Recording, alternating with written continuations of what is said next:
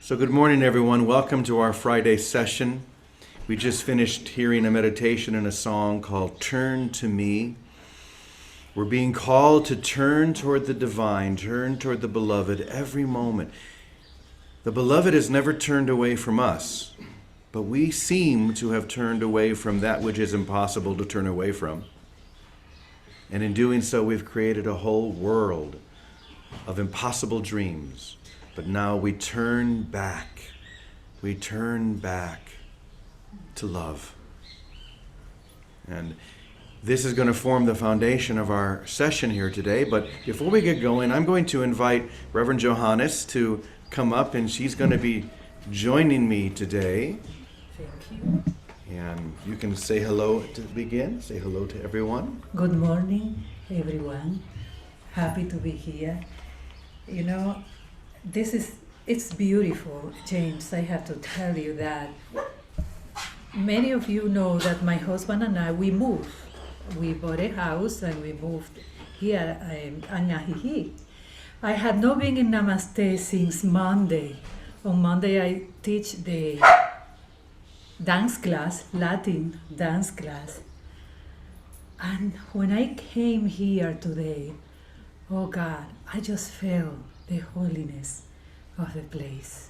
And I felt like I was turning to God. Of course, we are always in the presence of the divine, but there are places like this place that really reminds you of the holiness of everything around you. And then I was just thinking about the smile of everybody here, all those friendly people, and I heard the roosters singing. I felt like angels were singing. So this is beautiful. Thank you for this divine idea that is called Namaste. I just felt that. So, And we are all here, whether we're here physically, we are all part of this yes. beautiful family, and we are all turning toward the divine. This is why we're here. It could be the only reason. And today we're going to be looking at turning toward the beloved because there are certain laws that follow God, follow love, follow holiness. And we need to learn those laws in order to follow them.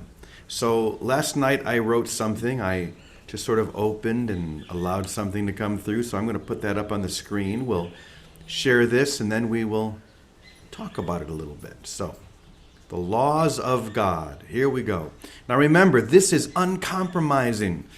If you're not ready to be as uncompromising with the truth as the truth is uncompromising with you, well, it'll be challenging, but it doesn't have to be. So here we go. You will imagine you see whatever you value. Whatever you value, you will imagine you see. But your imagination is limited in its power. Even your imagination must follow certain rules, though they are not rules of this world, but of the world that is seen and known by God. These rules are not of this world, but of the world that is seen and known by God. Imagining anything outside these sacred laws will show you a world without true effect. A world without true effect, and anything devoid of true effect is unreal. Anything outside the mind of God is not real. So, what are these rules? First, anything created by God remains as it was created forever. Hear that again. Anything created by God remains as it was created forever. It does not age or die or shift in any way. Therefore, that which seems to grow old and die must not be made by God. Ooh, that's a hard one. This truth will challenge everything you have believed until now. But if you fully embrace it, you'll experience a sense of freedom this world can never offer. Why?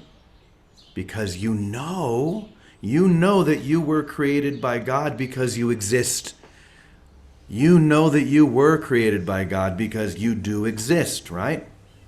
And this must mean that you remain perfect as God created you. That you remain perfect as God created you because you exist. It's that simple. Okay. Second, since God exists beyond time and space, anything that is bound by time and space is unreal. Since God exists, the divine exists beyond time and space, anything that is bound by time and space is not real. Why? Because you are one with God, and you cannot be where God is not. You also can't be as God is not. You cannot be as God is not. You will resist this idea until you realize the immense beauty and the abundance that does exist beyond time and space.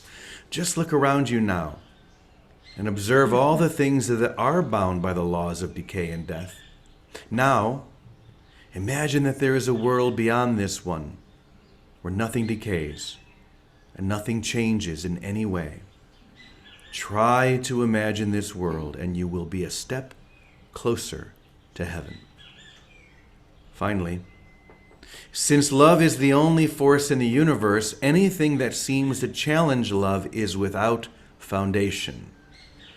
Since love is the only force in the universe, anything that seems to challenge the only force in the universe is without a foundation. Imagine a house built without a foundation. It crumbles when the slightest gust of wind touches it, just as the world you think you see crumbles at the touch of true love. And what is true love?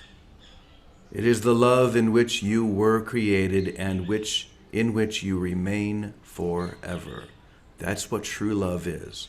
That which created you and holds you forever. You will notice that these three laws are really saying the same thing, though from different angles. They're calling you to relax and to know that you are safe within the arms of a loving God. Relax and know that you are safe within the arms of a loving God. There's nothing you need to do, nothing you need to change to deserve this love. All you need to do is receive it, and then be willing to give it away.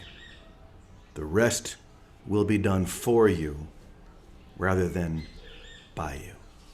So take a deep breath and see where these land within you. You are whole, you are perfect as you were created now, unchangeable reality. Because you are one with God, you are beyond time and space, beyond death and decay. There's nothing that can challenge that love because love is all that is real. Anything that seems to challenge that is without foundation. Just for a moment, consider the possibility that these aren't just pretty words, that these aren't just nice ideas. Consider the possibility that this is true. God has you. The divine holds you. The beloved loves you with a love that is infinite, beyond time and space, beyond all boundaries. The truth of you, not the identity that you've claimed, but the truth of who you are and who you remain forever. So take one more deep breath and breathe in that possibility. Just breathe it in. Johannes, let's begin with you. What do you feel? What do you feel when you hear this? In this moment, for me, when it says so, relax and know that you are being loved, that you are resting in the arms of God. That is I felt the connection, that presence that is always available. And we can know that in the midst of turbulence or despair or whatever we are going through. Yesterday, I was by phone translating something to my husband. We were trying to get something done in our house. Now, this is the situation here. Even when I speak Spanish, there are words here in Mexico who are different from my Spanish from the Dominican Republic and Puerto Rico. And here I was translating, then the worker says a word and I say, what is that word? And then Jack on the other side asking questions in English and me trying to understand what the guy was saying in Spanish to be able to translate it to my husband. And I literally entered into a state of anxiety at that moment. I could see myself feeling so anxious, unable to, trying to communicate with this, and it was like talking two different languages. It wasn't Spanish, it was Mexican Spanish, and my husband who speaks English. And I literally, in that moment, saw myself feeling anxious and also seeing that I was choosing to be anxious, or as you have been saying all this week, channeling. And I asked myself, okay, what am I choosing right now to channel? Because this anxiety doesn't come from God. And listen, there's nothing wrong with feeling anxious or feeling any other human experience, but I know that there is another way. And personally, I want that other way because I know it exists, it's there. The possibility of seeing things always like the way I saw it when I entered here at Namaste. So, and I know that, and I said, I want that other way. I just stopped a moment. It was like 10 seconds. And I just said, Holy Spirit, just, I want that other way. I know I'm choosing this, but show me that other way. I felt such peace instantaneously. It didn't last 10 seconds. That moment, I was able to see one thing. I was able to stop. I was able to ask for help, and from my heart to ask for help and say, I know there's another way. And I also told myself, okay, there's nothing wrong with feeling anxiety, or it's okay. It's like I was breathing the anxiety, and I say, but I want that other way because I know it's there, it's available, and I want that other way. So there was a shift there. That's what we are talking today. The laws of God, they are available to us constantly, but we have free will. We are the one who must choose. It's like Jesus in the Bible, it says, seek it first the kingdom of heaven. We say, choose God, and everything else will be given to you. Busca primero el reino de los cielos y todo lo demás vendrá por añadidura. So that's what I was. And everything is everything or nothing. And he said it. I mean, everything else will be given to you. Mm. So that's what there's no compromise in my life, because I know that there is there's something that says in the course that There is no compromise in what your choice must bring. So, yes, we have free will, we choose, but our choice will bring your life experience. I am so aware of that it's like, I am no compromise. I'm like, okay, God, I know there's another way. Holy Spirit, show me, show me. So, this is my commitment. You know, compromise, any compromise, is simply the idea that there's something other than love.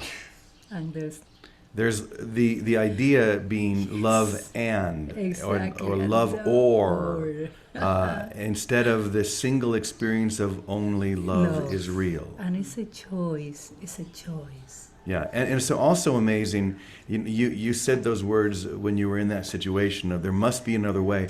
It's amazing how those words can change the course of the world, touch the lives of millions of people, because we know that that single statement, there must be another way, is the statement that initiated the energy that became A Course in Miracles. Yes. When Bill Thetford, after getting into these arguments and these troubles with Helen and others in their department, in exasperation, finally said, there must be another way. And to everyone's surprise, including Helen's surprise, she said, yes, and I'll help you find it. That was all it took. The willingness to say that there must be another way than conflict, than love and love yes, or. yes, So yes. we talk about compromise, no compromise here, and that's all we're saying. There's only love. Only love is real, and therefore so am I. I am that love. Don't compromise. Because when you don't compromise that, when you really get on a true level that only love is real, there's nothing but love. There's nothing but God.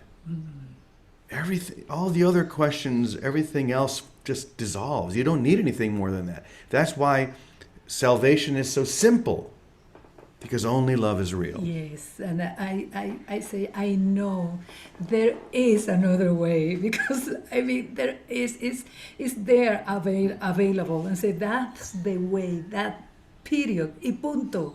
That's the only way. This is the only way I want to see life. This is the only way, and that's the goal. So It's make that there's choice. Only love.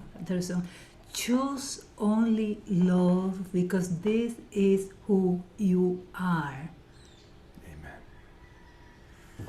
Amen.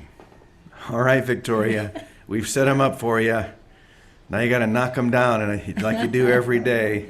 Good morning, Johannes. Good morning, Brother James. Good morning, everybody. Well, I'm going to jump on first what Johannes said, because it brought me right back to an earlier training I had with my father, Louis, who was a wild and wonderful man. Yes, he was. For years, I would bring him breakfast, he and my mother, up in the morning, 7 o'clock on the button with everything on the tray. And if I entered that room with a little bit of glum on my face, get out of my room, kid. And he would say, don't you know Kinnu Makan? Kinnu Makan is Arabic, and it means now you see it, now you don't. He'd say, kid, you got to change your mind fast, or you're going to ruin everything today. And I couldn't. I either had to get out of the room and take the breakfast with me, or I had to shift right then and there. And you know, it was such perfect training. I had to shift right then and there. I was too lazy to have to make breakfast again later. So, but he, you know, he was a wild, but he was like a Zen master. He knew, you got to do it now, kid. And he'd say, just change your mind. Now you see it, now you don't. If you're seeing miserable, you're not seeing right. He'd say, change your mind. And so I had to share that. I also have to say, thank you for turning to me this morning, because it was really like a three-dimensional, big love postcard from heaven for me today. Because last night, as some of you know, there's a 3 o'clock in the morning class that some of us get woken up for. And it's when things that are ready to surface and be released need to be welcomed in. But it doesn't feel like a welcoming party when that happens. It feels like yuck, and it feels guilty. So at 3 in the morning, I got up, and you know how you got to kiss the frog before he turns into a prince. I'm kissing the toad, saying, "Come on in, welcome, welcome, welcome."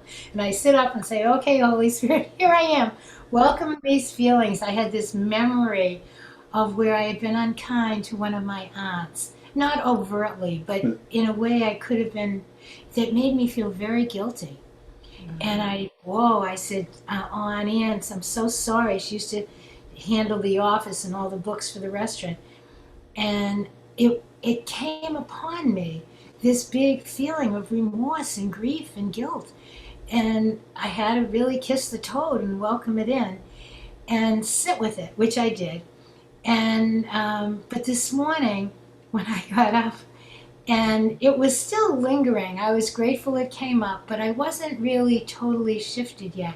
And as soon as you were playing Turn to Me, because that's all I could do in the middle of the night, turn to me, here I am, don't run away, don't miss the opportunity. This is it. It's not what you think. It's never about the storyline of Aunt Anne or any person. It's the setup to release that feeling of separation and within ourselves that guilt does to us. Guilt separates us from our Christ self. So so when you played that and I could sit and relax in that, it was like a big hug from Jesus, three-dimensional hug. So I want to thank you for that. And then my third thing, I had a lot today. When you said, what have you got from the whole thing? My immediate response was, oh, we're all connected. My experience from this morning's meditation and from moving through that release thing was there's literally no space between any of us. We are joined because we have joined our will back to God's to be who we are, and we see that in one another. But somehow that experience was immediate.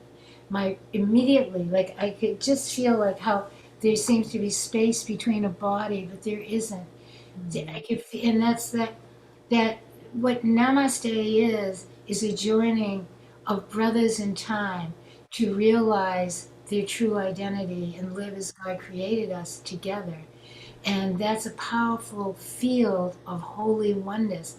And to step into the unity of it consciously is a wonderful, wondrous gift. And perhaps soon we'll live in that consciousness all the time, consistently, as our only awareness. Yes. Amen. Thank you. You know what, Vicky, when you say it's not about the story, whatever is going on, it's a setup for us to heal what needs to be healed. The Course in Miracles is very clear on that. It says you are never upset for the reason for you the think. reason you think. I mean, you are never sad for the reason you think. You are never anxious, like I felt yesterday, for the reason. No, no, no. That's a setup. Oh, the story is just, God's love embracing you, telling you you are ready to release that way that you are seeing life. You are ready. Come to me, my child. That's the way I see it. Thank you. And by the way, Vicky, I think you have a special night coming up, don't you? We do. We're very excited. So Victor Wooten, our dear, dear brother who lives in this awareness, I would say probably 95% of the time anyway, is giving a premiere concert with the Boston Symphony Orchestra. The first performance was last night, tonight, and tomorrow, premiering his own symphony that he wrote to accompany his book, The Music Lesson, which is the most exquisite teaching on spirituality and on oneness, on living from our soul, from our own reality.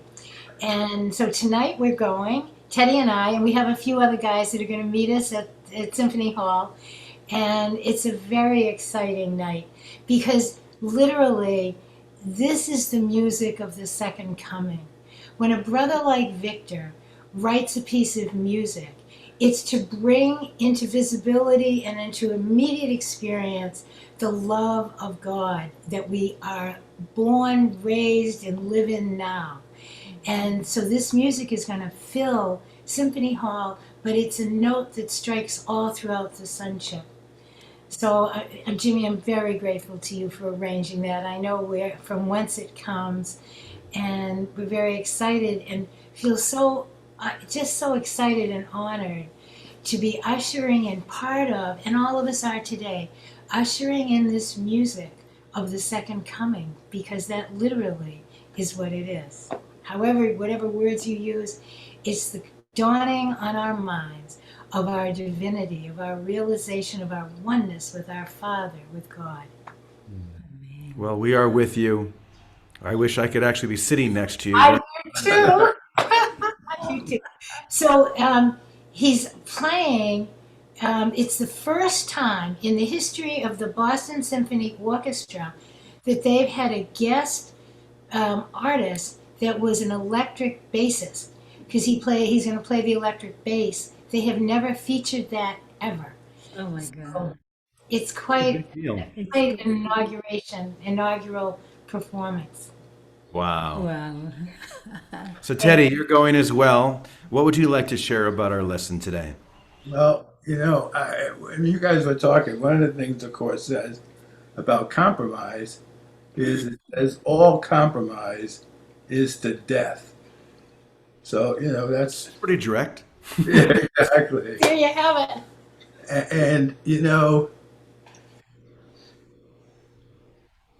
when we stop imagining and we have an experience of who we are, like who we really are, there's nothing in this world that can compare.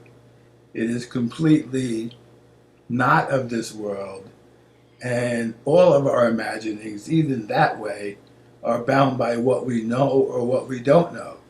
When we have an experience of who we are, there is no boundaries, and it's ever extending. It's eternal and infinitely ever extending. And that's who we are in reality. It's nothing like this, but it's beyond anything we could even imagine here in space and time. And as far as Victor goes, Victor's a really good guy. Just before COVID, I had arranged to use Bob Weir's place for a benefit to raise money for the Sparkley, and Victor agreed to play. And then it all fell apart. Everything closed. But Victor was going to play at the at a fundraiser for me too. So he's really a good guy. Yes. Well, it's a simple lesson. And by the way, you mentioned Victor's book, The Music Lesson. It shows just how simple this lesson can be. The lesson of love, the lesson of presence, the lessons of now. It's happening right now. Love is here. And all we need to do is to accept and receive that. Because if we accept, receive, and then extend, we enter into that divine flow. It's like jumping into this crystal clear river that washes against us and leads us gently, serenely to that infinite ocean of grace. But we have to make the choice. We have to jump in.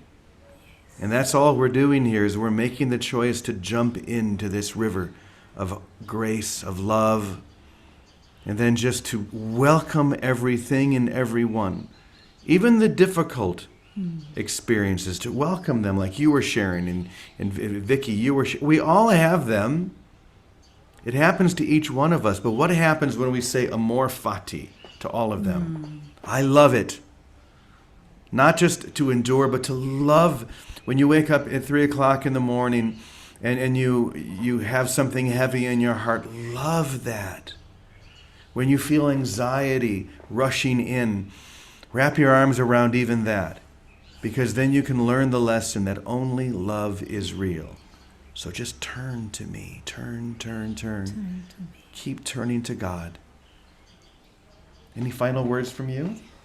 I was thinking that you were talking about it's a choice, and it's a choice that we are going to make over and over. And when we are out of the way, we will be brought again. And when we forget for a moment, we will remember again. So that's the key, to choose that's why the lesson says choose only love, because that's who you are. Choose, because we will be choosing over and over in this human experience. So that's what I wanted to share. Brother Beautiful. James Francis. Oh, thanks everyone. What a beautiful way to wrap up the week, wouldn't you say? Only love is real. Just swim in that ocean. And then go to a Victor Wooten concert as he plays with the Boston Symphony Orchestra. Yes. Gosh, that sounds good. The Boston Yes. Symphony Orchestra. Wow. Vicky and Teddy, any last words? No, we love you all. Thank you, thank you, Yeah, thank you. you know what you guys were talking about? One of the things the Course says is some of the things that we think are the worst things that happen to us are our biggest opportunities. And that's where we really learn. Not when we think something true is happening, but when we have these huge opportunities and we think we failed. Those are the ability for us to have our greatest success. There you have it. All right, well, let's wrap up the week with our final prayer, our prayer of protection. We'll invite all of you, if you want, to join us. Here we go. The light of God surrounds us. I am the light of God. The love of God enfolds us. I am the love of God. The power of God protects us. I am the power of God. The presence of God watches over us. I am the presence of God. Wherever we are, God is, and all is well. Amen, amen, Amen. amen. Life at Namaste is good, Yes. and life in Namaste is good. So we love you all. Have a beautiful day.